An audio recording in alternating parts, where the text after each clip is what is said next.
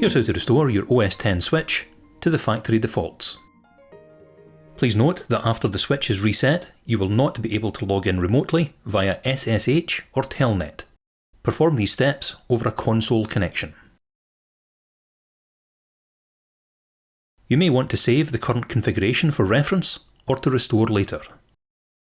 If you do, run show running-configuration pipe no-more, then save the output to a text file.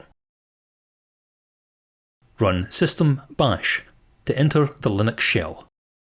Then run sudo-i and enter your admin password to run as root.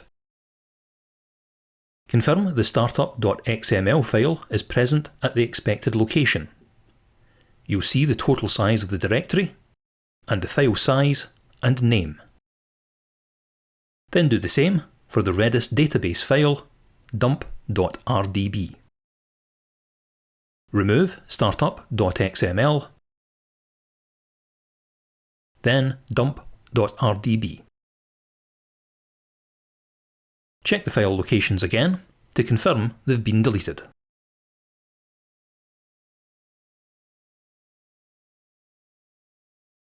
Then sync and reboot the switch.